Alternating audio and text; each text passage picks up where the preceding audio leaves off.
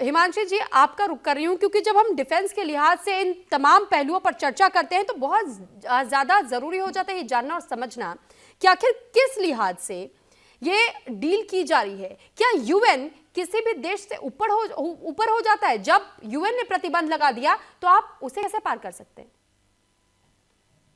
नमस्कार सुरभि, बहुत बहुत धन्यवाद आपका मुझे बुलाने के लिए। देखिए, ये जो सौदा है, जो 4 मिलियन यूएस डॉलर का जो सौदा है, ये एक व्यवसायिक हथियार निर्यात नहीं है, बल्कि ये दिखाता है कि पाकिस्तान की इस समय जो रणनीतिक व्यवस्था है, जोखिम पूर्ण विदेश नीति है, और जो अंतरराष्ट्रीय नियमों को जो चुनौती देता रहता है लगातार, ये उसकी प्रकृति है। अब इसमें अगर आप देखिए तो समय, जो पहली चीज है, समय और परिस्थिति क्या है? पाकिस्तान इस समय गंभीर आर्थिक संकट से जूझ रहा है। आईएमएफ ने उस पर कड़ी शर्तें लगाई हैं और आंतरिक जो उसमें अस्थिरता है वो हमें देखने को मिल रही है। तो कहीं ना कहीं हमें लगता है कि जो 35,000 करोड़ की जो डील है, पाकिस्तान को एक तरीके से बेल आउट पैकेज हो जाएगा कि वो किसी भी सीमा तक जाकर, इस समय देखिए, भले ही संयुक्त राष्ट्र के जो प्रतिबंध है उनको भी दत्ता बताता हुआ आगे जा रहा है। दूसरा, यूएन के जो प्रतिबंध है, जो लीबिया पे 2011 से लगे हुए हैं, उनको भी ये धत्ता बता रहा है। और जबकि वहां ऑलरेडी ब्लड बाथ चल रहा है, तो कहीं जी। ना कहीं वहां ब्लड बाथ को और ज्यादा बढ़ावा दिया जाएगा। उसके अलावा देखिए, हो सकता है कि पाकिस्तान पर आगे राजनयिक दबाव और प्रतिबंध निगरानी बढ़े, क्योंकि आप ऐसी कंट्री को हथियार दे रहे हैं जो यूएन रिकॉग्नाइज ही नहीं करता है। यूएन जीएनए को रिकॉग्नाइज करता है, वो एलएनए को रिकॉग्नाइज नहीं करता है। जी। उसके अलावा ये कूटनीति नहीं है। देखिए, हथियार बेचने कौन गया? हम्म। इनके सीडीएफ आसिम मुनीर, वो हथियार बेचने गए हैं। तो कहीं ना कहीं सेना जो है अब राजनीतिक और व्यवसायिक चीजों को भी हैंडल कर रही है, वो भी इंटरनेशनली। तो मुझे लगता है कि ये अर्थव्यवस्था और विदेश नीति की जो दिशा है उसको भी तय कर रही है। तो कहीं ना कहीं आसिम मुनीर जो है अपने पार्लियामेंट से, अपने देश के राजनेताओं से कहीं ना कहीं ऊपर है, और ये भारत के उस नैरेटिव को मजबूत करता है कि पाकिस्तान एक गैर जिम्मेदाराना सैन्य राज है जो संघर्षशील क्षेत्रों में ईंधन देता है। ओवर टू यूसुफ जी। ठीक है। अब मैं मुकीम जी, मैं आपका रुख कर रही हूँ और आपसे मैं यही समझना चाहूंगी सर, यूएन बैन के बावजूद भी हथियार बेचने के लिए जब पाकिस्तान की ओर से इस तरीके के कदम उठाए जाते हैं तो क्या खुद को अंतर्राष्ट्रीय कानूनों से भी ऊपर मानते हैं क्या आप? ऐसी बात नहीं है कि यूएन की सैंक्शंस को तोड़कर तो कोई भी मुल्क जो है ऐसा काम नहीं कर सकता। और ये सारी चीजें देखने के बाद ही ये पैक्ट हुआ है। जहां तक हिमांशी जी कह रही थी कि वो सीडीएफ जो वहां गए थे उन्होंने बेचा असला, असले की डीलिंग या जो मुआहिदा है वो बहुत नीचे लेवल पर हुआ है, और वो तो सिर्फ उस मौके पर मौजूद थे, तो उनकी मौजूदगी में साइन हुए हैं। तो ऐसा कहना कि जी वो बेचने गए थे, अब आपके प्रधानमंत्री किसी कंट्री में जाएं, कोई माहदे पे दस्तखत करें तो आप कहेंगे जी वो खरीदने गए थे या बेचने गए थे। वो तो आपको भी पता है कि वो सेक्रेटरी लेवल के ऊपर डिस्कशन होगी, वो अप्रूवल होगी, उसके बाद सर, फाइनल की वो डील लीगल सेरेमनी है होती क्या? है। जी डील लीगल है क्या? बिल्कुल लीगल है जी। इसमें अब आप अफगानिस्तान के साथ डील करते हैं, कोई मसला नहीं होता। नहीं तो क्या सर उसको एक बात दुनिया तो की बताइए, किसी अगर डील लीगल हाँ है तो सर इसे इस्लामाबाद से अनाउंस क्यों नहीं किया गया? अब तक कंफर्मेशन इस पर क्यों नहीं आई इस्लामाबाद से? आ जाएगी कंफर्मेशन। आपको नहीं आई? सारी दुनिया में तो वो शोर मचा हुआ है। आप कह रहे हैं सर, अप्रूवल शोर नहीं आई? मचना एक चीज होती है और अगर नहीं, शोर तो कोई वैसे आप मचा अनाउंसमेंट रहा। गवर्नमेंट के एंड से हो जाती है उसे ऑफिशियल क्लेम माना जाता है कि ये ऑफिशियल, ये अनाउंस्ड है, ये अनाउंसमेंट हो चुकी है, कर दी गई है। लेकिन इस्लामाबाद से अभी तक ये ऑफिशियली कंफर्म किया नहीं गया है सर।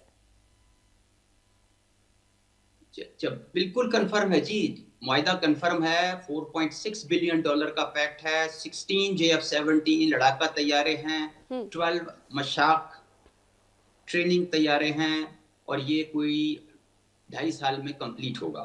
तो ये आपको मैं क्लियर कर देता हूँ। And it was signed in the presence of Saddam Khalifa Haftar and field marshal Syed Asim Munir, और ये हुआ है ईस्ट लिबिया के शहर बिन गाजी में। और ये पाकिस्तान की तो सर, हिस्ट्री यूएन का के सबसे प्रतिबंध बड़ा लगाने के मुआहिदा है। बावजूद, इसलिए मैंने पहला सवाल यही पूछा कि क्या आप अंतर्राष्ट्रीय स्तर के जो कानून है उनसे ऊपर हो जाते हैं? आप इस तरीके की डील एक प्रतिबंध लगाने के बावजूद भी आप कराते हैं?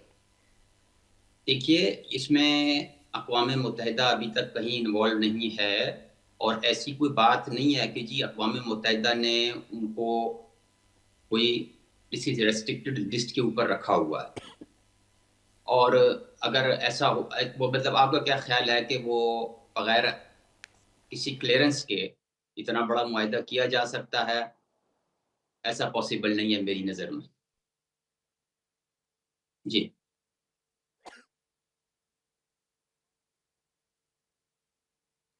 ठीक है, मैं लौट रही हूँ अब आपके पास। अभिमांशी जी, मैं आपका एक बार फिर से रुख कर रही हूँ। एक तरफ तो मुकीम जी कह रहे हैं कि बिल्कुल लीगल है, अनाउंसमेंट अभी हुई नहीं है, कंफर्मेशन वो कहते हैं कि अब पूरी तरह से शोर शराबा हो चुका है, फिर भी आप कंफर्मेशन की बात कर रहे हैं। दूसरी तरफ जब यूएन को लेकर के सवाल उठते हैं, अब यहीं से हम ये देखते हैं कि कैसे जब यही प्रतिबंध अगर पहले से पता होता कि कोई डील भारत करने जा रहा है और यूएन की ओर से कोई प्रतिबंध पहले से लगाया गया होता किसी चीज पर, तो फिर ये खुद दौड़ करके सबसे पहले जाते कि कैसे ऐसा हो सकता है, मुमकिन कैसे है। लेकिन यूएन की ओर से अभी तक इस पर फिर कोई एक्शन क्यों नहीं आ रहा है, किसी तरीके की प्रतिक्रिया क्यों नहीं सामने आ रही है?